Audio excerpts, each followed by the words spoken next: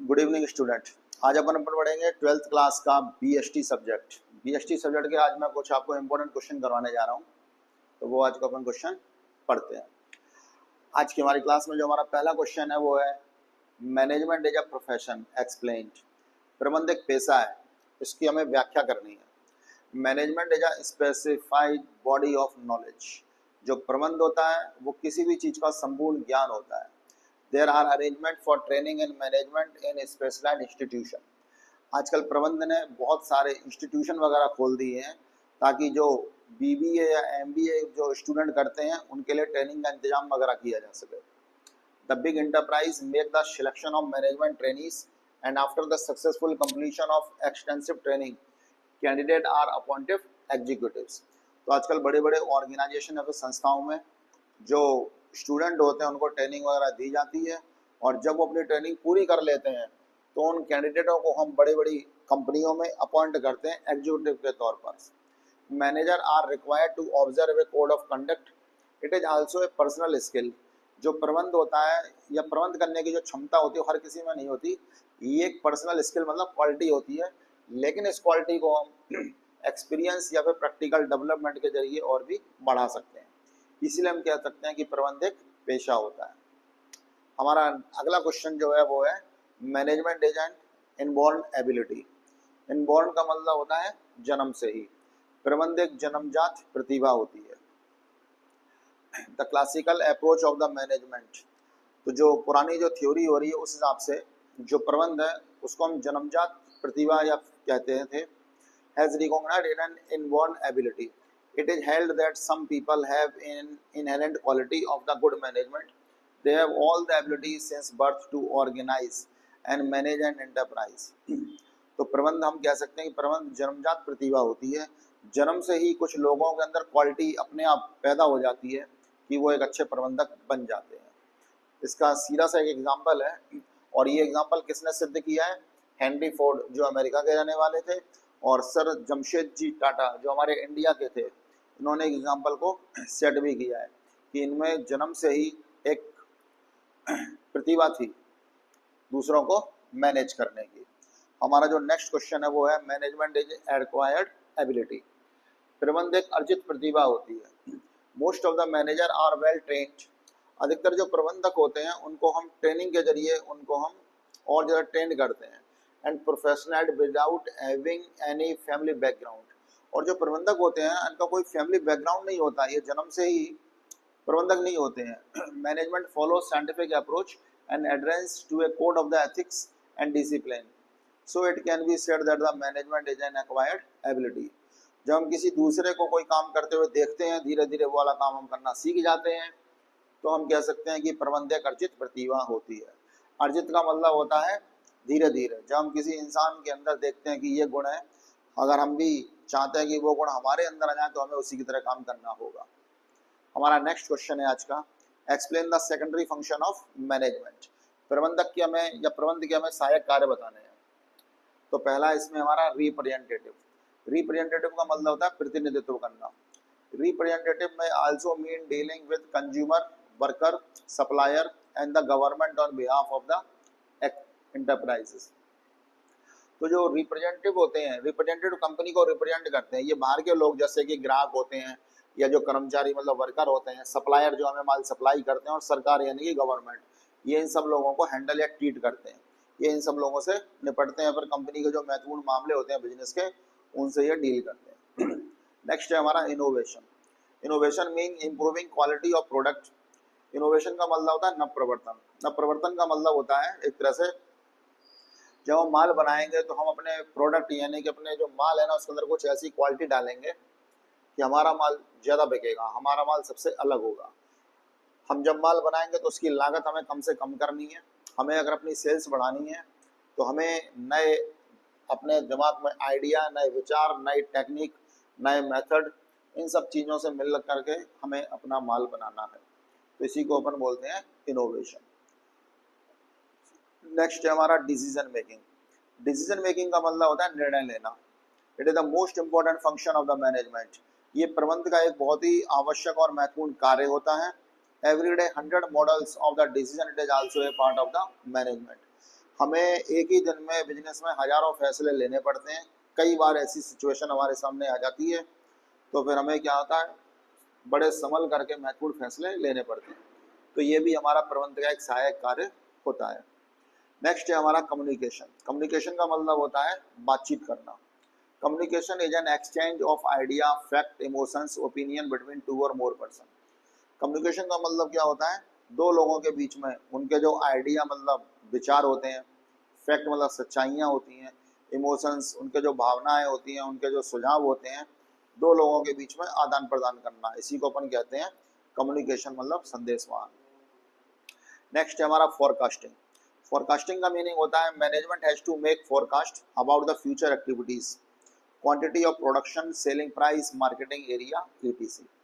तो फोरकास्टिंग में हम क्या करते हैं, फोरकास्टिंग में भविष्य के बारे में अनुमान लगाते हैं कि हमें कौन सा माल बनाना चाहिए, हमें माल की कितनी मात्रा बनानी चाहिए, हमें अपने माल की क्या सेलिंग प्राइस यानी कि विक्रय मूल्य रखना चाहिए, हमारा जो माल है उसका एडवर्टाइजमेंट या मार्केटिंग विपणन वगैरह, हम किस एरिया में अपना माल लोगों को दिखाएं कि लोगों को हमारे माल की आवश्यकता या फिर हम नीड पैदा कर दें उनके अंदर। हमारा आज का नेक्स्ट क्वेश्चन है management is all pervasive explain.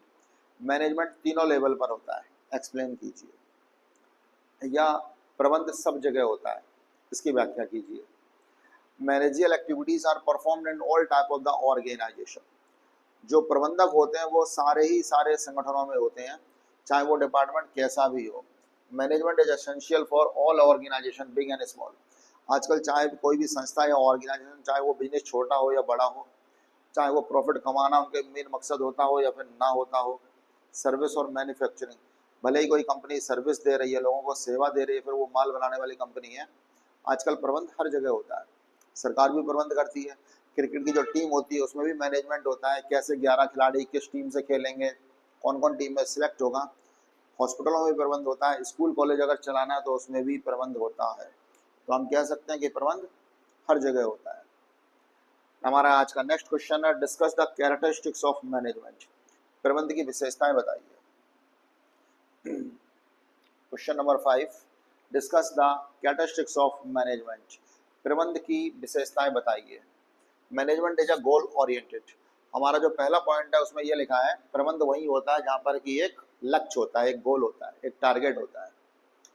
हमारी जिंदगी का अगर कोई मकसद है तो हमें उसको प्राप्त करने के लिए अपने आप को मैनेज यानी कि कंट्रोल करना पड़ेगा, हमें अपना को प्रबंध करना पड़ेगा। तो हम कह सकते हैं कि प्रबंध वही होता है जहाँ पर कि एक लक्ष्य होता है। It deal with the achievement of something specific expressed as an objective और गोल्स। प्रबंध के लिए एक लक्ष्य का होना बहुत ही ज़्यादा जरूरी है। दूसरा पॉइंट हमारा है management is a group activity. प्रबंध एक सामूहिक क्रिया होती है। An organization is a group of different individuals to work together with a team spirit and coordination to achieve the goals of the organization। तो हम कह सकते हैं कि प्रबंध एक सामूहिक क्रिया होती है। प्रबंध में सब लोग मिल करके काम करते हैं, टीम स्पिरिट, एक वो लोग परिवार की तरह है। टीम स्पिरिट उनके अंदर भावना होनी चाहिए, आपस में वो लोग एक दूसरे का सहयोग वगैरह करते हो, तभी हमारा जो लक्ष्य है वो हमें प्राप्त हो सकता है। जैसे कि कोई स्कूल है, स्कूल भी एक टीम वर्क होता है या एक ग्रुप एक्टिविटी। जब भी कोई स्कूल चलता है तो उसमें सारे टीचर्स, स्टूडेंट्स और जो स्टाफ होता है उनके अंदर टीम स्पिरिट की भावना होती है, तभी वो स्कूल सक्सेस हो सकता है। Management of profession. प्रबंध एक पेशा भी होता है। Management is a specified body of knowledge. किसी भी चीज का संपूर्ण अध्ययन या क्रमबद्ध ज्ञान होना बहुत ही ज़्यादा आवश्यक है। There are arrangement for training in management at a specified institution. तो इसके लिए बहुत सारे इंस्टीट्यूट बनाए गए हैं जिसमें ट्रेनिंग वगैरह का इंतजाम दिया जाता है और इस तरह से जो स्टूडेंट वगैरह होते हैं उनको प्रोफेशनिस्ट बनाया जाता है ताकि वो अच्छा प्रबंध वगैरह कर सकें। Management is multi disciplinary. जो आदमी मैनेजमेंट करता है वो आदमी मल्टी टैलेंटेड होना चाहिए। मैनेजमेंट के लिए सिर्फ एक सब्जेक्ट या एक चीज़ का नॉलेज होना जरूरी नहीं है, उस आदमी या उस व्यक्ति के अंदर कई क्षेत्रों का या कई फील्ड का उस आदमी को नॉलेज होना जरूरी है। आज का हमारा next point management is a continuous process. प्रबंध एक सतत प्रक्रिया है। प्रबंध का काम कभी भी खत्म नहीं होता, कभी भी रुकता नहीं है। प्रबंध का काम निरंतर चलता रहता है। जब तक हमारा संगठन चलेगा तब तक हमें डेली ही बिजनेस में कुछ ना कुछ प्रबंध या इंतजाम वगैरह करना पड़ता है। आज का हमारा next question number 6, discuss the object of management. प्रबंध के उद्देश्य बताइए। तो इसका आंसर में हमारा जो पहला पॉइंट है वो है टू अचीव ए गोल। प्रबंध के जरिए हमारा जो लक्ष्य है वो हमें बड़े आराम से प्राप्त हो जाता है। The main objective of the management is to achieve goal of the business. प्रबंध के जरिए हमारा जो गोल है, हमारा जो लक्ष्य है, उसको हम आसानी से प्राप्त कर सकते हैं। हमारा सेकंड नंबर पॉइंट है टू बेटर यूटिलाइजेशन। प्रबंध के जरिए हमारे पास जो भी माल बनाने के मैन, मशीन, मटेरियल और मनी जो रिसोर्सेस होते हैं, उनका हम बढ़िया तरीके से इस्तेमाल कर सकते हैं और उनको हम अच्छी तरह से यूज़ कर सकते हैं।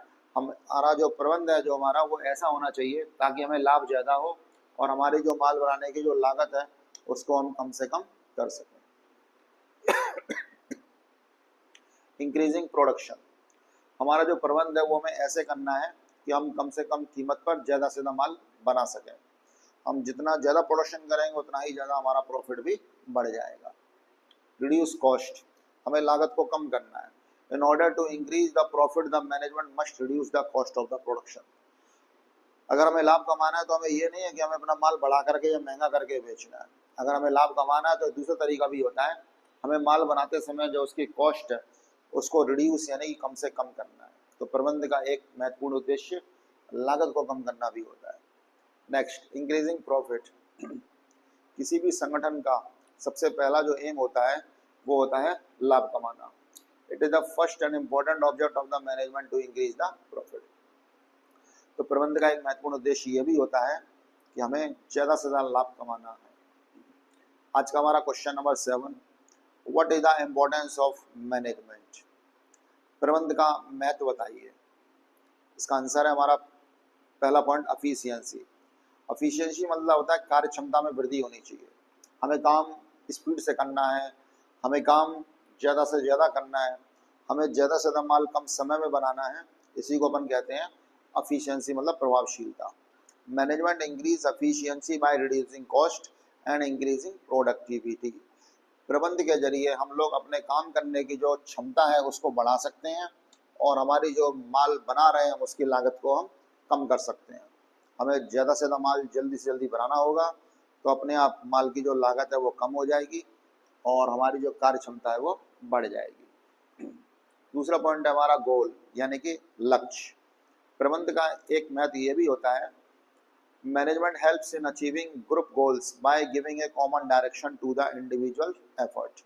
हमारे संगठन या संस्था में जितने भी लोग काम करने आए हैं, हमें उन सबको एक ही दिशा में आदेश निर्देश देना है और इस तरह से हम अपना जो संगठन का जो लक्ष्य है उसको आराम से प्राप्त कर सकते हैं। नेक्स्ट है पर्सनल ऑब्जेक्टिव, निजी उद्देश्य। Management help in achieving personal objective of employees along with group goals through motivation and leadership. प्रबंध के जरिए हमारा जो लक्ष्य है उसको तो हम प्राप्त कर ही सकते हैं, साथ में जो पर्सनल ऑब्जेक्टिव होते हैं, हमारे जो एम्प्लॉइज वगैरह होते हैं, उनको हम मोटिवेट कर सकते हैं। उनके अंदर हम काम करने की जो क्षमता है उसको बढ़ा सकते हैं, हम उनको काम करने के लिए प्रेरित कर सकते हैं और ये सब चीज़ हम अच्छी लीडरशिप के जरिए कर सकते हैं, एक अच्छे नेतृत्व के जरिए कर सकते हैं। नेक्स्ट है हमारा रिड्यूस कॉस्ट। प्रबंध का एक महत्वपूर्ण जो उद्देश्य होता है वो ये भी होता है reducing cost. In order to increase the profit the management must reduce the cost of the production. हमें अगर लाभ कमाना है तो ये सबसे जरूरी चीज़ है कि हमें माल बनाते समय उसकी जो लागत है ना उसको कम करना है। नेक्स्ट पॉइंट है increasing profit. It is the first and important object of the management to increase the profit. किसी भी संस्था का जो सबसे पहला एम होता है, जो लक्ष्य होता है, वो होता है लाभ को बढ़ाना। हमारा जो नेक्स्ट क्वेश्चन है question number 8, discuss the primary function of management. प्रबंध के सहायक कार्य बताइए। तो प्रबंध के सहायक कार्य में पहला काम होता है प्लानिंग। प्लानिंग मतलब होता है योजना बनाना। Planning is the most important function of the management. Planning यानी कि नियोजन। नियोजन एक बहुत ही आवश्यक कार्य होता है प्रबंध का। It is concerned with deciding in advance. नियोजन का मतलब होता है ये पहले से ही तय कर लेना, what is to be done, क्या करना है, how is to be done, कैसे करना है, कब करना है, हमें माल बनाते समय माल की लागत या सेलिंग प्राइस कितनी रखनी है, हमें माल बनाते समय कितना लगेगा। तो ये सब चीज़ें पहले से ही सोच लेना, इसी को अपन प्लानिंग यानी कि नियोजन कहते हैं। प्रबंधन का जो दूसरा कार्य होता है वो होता है ऑर्गेनाइजेशन मतलब संगठन। Organisation refer to that group of persons who work together for achieving a goal. संगठन का मतलब होता है हमें एक आदमियों का ग्रुप बनाना पड़ेगा, उसके अंदर हमें सब ग्रुप बनाने पड़ेंगे, छोटे छोटे सेक्शन यानी कि भाग बनाने पड़ेंगे, विभाग बनाने पड़ेंगे, और हमारा जो लक्ष्य है उसको हमें प्राप्त करना है, तो इसको अपन संगठन कहते हैं। स्टाफिंग, स्टाफिंग का मतलब होता है सही आदमी को सही पोस्ट के लिए चुनना या अपॉइंट करना। It is the concern with selection of the person and who are properly qualified and mentally well adjusted to the situation. Staffing मतलब नियुक्तिकरण। यहाँ पर नियुक्तिकरण का मतलब ये समझाया गया है कि स्टाफिंग में हमें सही आदमी को चुनना चाहिए, हमें उसी आदमी को चुनना चाहिए जिसके अंदर क्वालिटी है, जो मेंटली मतलब मानसिक रूप से हर एक परिस्थिति या सिचुएशन को समझे और सिचुएशन के हिसाब से काम कर सके। डायरेक्टिंग, आदेश या निर्देश देना। It is concern with that the member of enterprise work effective and efficient for achieving goal. निर्देशन में हम अपने मजदूरों को या अपने अधीनस्थ यानी कि जो हमारे सबऑर्डिनेट होते हैं, हम उन लोगों को इस तरह से काम करने का ऑर्डर देंगे कि हमारा जो काम है वो इफेक्टिव मतलब टाइम से भी हो जाए, और एफिशिएंट मतलब होता है वो काम हमारा प्रभावशीलता के साथ भी हो जाए, हमारे माल बनाते समय जो लागत है वो कम से कम आए। नेक्स्ट है हमारा कंट्रोलिंग मतलब होता है नियंत्रण करना। Whether the work is being done in accordance with the plan और नॉट। कंट्रोलिंग में हम ये चेक करते हैं कि हमने जो अपने कर्मचारी हैं या फिर हमारे जो एम्प्लॉयज़ हैं, हमने उनको जो काम दिया था वो हमारा काम प्लान के अनुसार हो रहा है या नहीं हो रहा है। आज का हमारा question number 9, discuss the level of management. प्रबंधन के विभिन्न स्तरों की व्याख्या कीजिए।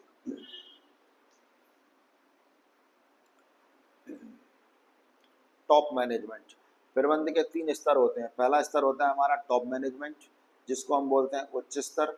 दूसरा होता है हमारा मिडिल लेवल मतलब मध्य स्तर, और तीसरा होता है हमारा लोअर लेवल मतलब निम्न स्तर। तो top management consist of all the senior most executive. जो प्रबंधन का टॉप मैनेजमेंट मतलब उच्च स्तर होता है, उसमें जितने भी सीनियर ऑफिसर्स वगैरह होते हैं वो सब इसमें आते हैं। वो संगठन के लिए योजनाएं वगैरह बनाते हैं। इसमें कौन कौन होता है? इसमें चीफ ऑपरेटिंग ऑफिसर्स होते हैं, चीफ एग्जीक्यूटिव ऑफिसर होते हैं, चीफ फाइनेंशियल ऑफिसर मतलब जो बिजनेस में पैसे के देखरेख करते हैं, इसमें मैनेजिंग डायरेक्टर होते हैं, चेयरमैन होते हैं और प्रेसिडेंट होते हैं। ये सब पर्सन्स हमारे टॉप मैनेजमेंट में आते हैं। अब अपन पढ़ते हैं इनके कार्य, function of the top management. प्रबंधन में जो सबसे उच्च स्तर पर जो लोग काम करते हैं, उसमें पहला टू पास द बजट। इनका जो पहला मुख्य कार्य होता है, ये बजट पास करते हैं कि हमें माल बनाते समय कितना समय, कितना आदमी और कितना पैसा लग जाएगा। To investigate the achievement and result of undertaking. ये छानबीन करते हैं क्या हमारा जो लक्ष्य है वो प्राप्त हुआ है हमें या नहीं हुआ है। Implement various policies. बिजनेस के जो मालिक हैं वो बिजनेस के लिए तरह तरह की समय समय पर नीतियां या रणनीतियां बनाते हैं, पैसे से संबंधित और मार्केटिंग मतलब विपणन से संबंधित, कि हमें माल कौन से एरिया में बेचना है, हमें माल का विक्रय मूल्य यानी कि सेलिंग प्राइस क्या रखनी है, ये सब चीज़ें। To set up an organisational framework. Business का जो उच्च स्तर होता है, जो टॉप मैनेजमेंट होता है, वही ऑर्गेनाइजेशन का फ्रेमवर्क मतलब कौन सा मैनेजर होगा, किसको मैनेजरों को जो हम अपॉइंट करेंगे वो कैसे करेंगे, उनका हम चुनाव कैसे करेंगे, कौन मैनेजर के नीचे होगा, कौन किस पोस्ट पे काम करेगा, तो ये टॉप लेवल ही निर्धारित करता है। To discuss important matters relating with organisation. Business यानी कि हमारे संगठन के जितने भी महत्वपूर्ण फैसले हैं, उन सब महत्वपूर्ण मैटर्स पर डिस्कस करते हैं मालिक लोग, आपस में विचार विमर्श करते हैं ये लोग। To be responsible for welfare and survival of the organisation. जो टॉप मैनेजमेंट होता है वो बिजनेस के कल्याण के लिए और हमारा जो बिजनेस है वो लंबे समय तक चलता रहे, इसके लिए भी उन्हीं की जवाबदारी बनती है, तो वो इस चीज़ पर भी डिस्कशन करते हैं। जो टॉप मैनेजमेंट होते हैं उनका एक कार्य ये भी होता है कि बिजनेस के अंदर मैन मतलब मजदूर वगैरह, मशीन, कच्चा माल यानी कि मटेरियल, मनी मतलब पैसा, और हमारे जो काम करने की जो विधि है वो कैसी होगी। अब हम पढ़ते हैं अपने मिडिल लेवल के बारे में। मिडिल लेवल का मतलब होता है मध्य स्तर प्रबंध के कौन कौन आदमी होते हैं किस किस पोस्ट पर, और वो लोग क्या क्या कार्य करते हैं, हमें ये पढ़ना है। तो इसमें HR मैनेजर होते हैं, इसके बाद मार्केटिंग मैनेजर होते हैं, फाइनेंशियल मैनेजर होते हैं, परचेस मैनेजर जो माल खरीदेंगे, सेल्स मैनेजर जो माल बेचेंगे, तो ये सब आदमी इसमें होते हैं। अब हम बढ़ते हैं इनके कार्य। इम्प्लीमेंटेशन ऑफ पॉलिसी, मालिक लोग यानी कि जो टॉप लेवल पॉलिसी और नीतियाँ बनाता है, उन रणनीति या नीति को जो मिडिल लेवल है वो इम्प्लीमेंट मतलब लागू करते हैं। कोऑर्डिनेशन विद वेरियस डिपार्टमेंट, हमारे कंपनी या फैक्ट्री में जितने भी हमारे डिपार्टमेंट हैं उन सब में आपस में मेल जोल या तालमेल बना रहे हैं, ये भी मिडिल लेवल का कार्य होता है। Responsibility bear of our department, जो मिडिल लेवल पे मैनेजर वगैरह होते हैं, इनकी एक जवाबदारी होती है, वो अपने डिपार्टमेंट के लिए जितनी भी जवाबदारी या रेस्पॉन्सिबिलिटी है उसको सहन करते हैं और बर्दाश्त करते हैं। Provide requirement information to the general manager of top level management, ये क्या करते हैं, नीचे लोअर लेवल से सारी जानकारी लेते हैं कि मजदूरों ने क्या क्या काम किया है, और वो सारी जानकारी ठेकेदार या फोरमैन से लेकर के ऊपर टॉप लेवल मैनेजमेंट तक पहुंचाते हैं। लोअर लेवल का मतलब होता है मध्य स्तर। इसमें कौन कौन आदमी आते हैं, इसमें सुपरिटेंडेंट, सुपरवाइजर और फॉरमैन आते हैं। इसमें ठेकेदार वगैरह आते हैं, या फिर जो सुपरिटेंडेंट होते हैं, जो पर्यवेक्षक आते हैं, वो होते हैं इसमें। इनके क्या क्या कार्य होते हैं, transmitting the problem of the labours, हमारे जितने भी मजदूर हैं उनको काम करते समय क्या क्या समस्याएं आ रही हैं, उनकी समस्याओं को सुनना और ऊपर टॉप लेवल मालिक वगैरह को बताना। असिस्टिंग मिडिल लेवल मैनेजमेंट, हमारे जो लोअर लेवल मैनेजमेंट होता है मतलब ठेकेदार वगैरह, ये क्या करते हैं, नीचे मजदूरों से काम करवाते हैं, तो ये नीचे मजदूर वगैरह से काम वगैरह करवा करके ऊपर रिपोर्ट वगैरह भी मिडिल लेवल को देते हैं। क्रिएटिंग ए वर्क एनवायरनमेंट, जो हमारे ठेकेदार होते हैं वो मजदूरों के बीच में खड़े रहते हैं, उनसे काम करवाते हैं और फैक्ट्री के अंदर एक वर्क एनवायरनमेंट, एक एनवायरनमेंट तैयार करते हैं जहाँ पर कि मजदूर वगैरह कार्य वगैरह कर सके, खुशी खुशी सारे मजदूर जोश के साथ काम कर सकें। फैक्ट्री के अंदर ज़्यादा गर्मी वगैरह नहीं होनी चाहिए, फैक्ट्री के अंदर ज़्यादा पानी आने की व्यवस्था होनी चाहिए, सब ये सारे काम ठेकेदारों के होते हैं। Preparing a day to day plan, ठेकेदार क्या करता है, मजदूरों के बीच में खड़ा रहता है, उनसे डेली काम भी करवाता है और प्रतिदिन का वो प्लान तैयार करता है, आज हमें मजदूरों से क्या काम करवाना है। सिक्योरिटी ऑफ द लेबर, जो ठेकेदार होता है उसकी ये सबसे बड़ी जवाबदारी बनती है कि कहीं पर भी किसी भी लेबर को कोई मशीन से चोट वगैरह ना पहुंचे, किसी का एक्सीडेंट या दुर्घटना ना हो जाए, किसी मजदूर का हाथ वगैरह मशीन के अंदर ना आ जाए, तो ये मजदूरों को बीच में खड़े रहते हैं और उनको समझाते भी हैं कि मशीन पर कार्य कैसे करना है। Next, give the instruction of labours, ये क्या करते हैं, ये लेबर वगैरह को ऑर्डर वगैरह भी देते हैं, उनकी रिपोर्ट वगैरह तैयार करके ऊपर मिडिल लेवल तक पहुंचाते हैं। क्वेश्चन नंबर 10, आज का हमारा आखिरी और लास्ट क्वेश्चन, क्वेश्चन नंबर 10, हमारा क्वेश्चन है management is consider to report an art and science, explain. प्रबंध एक कला है और विज्ञान है, इसकी व्याख्या कीजिए। तो सबसे पहले कला, प्रबंध को हम कला क्यों मानते हैं, there is the existence of theoretical knowledge, प्रबंध को हम कला इसलिए मानते हैं क्योंकि ये थियोरेटिकल नॉलेज होती है, हमें दूसरों से काम करवाना है।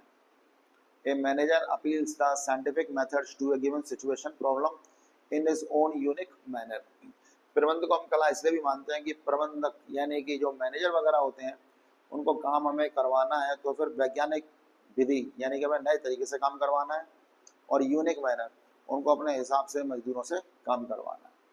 A good manager learn the art of management by continuous practice and training, प्रबंध को हम कला इसलिए भी मानते हैं क्योंकि जो मैनेजर होते हैं वो एक ही पोस्ट पर कई साल तक काम करते हैं तो उन्हें काम करने का अनुभव और तजुर्बा यानी कि एक्सपीरियंस होता है, और उसके बाद जो एक्सपीरियंस होता है वो उसको प्रैक्टिकल यानी कि रियल लाइफ में यूज़ करते हैं।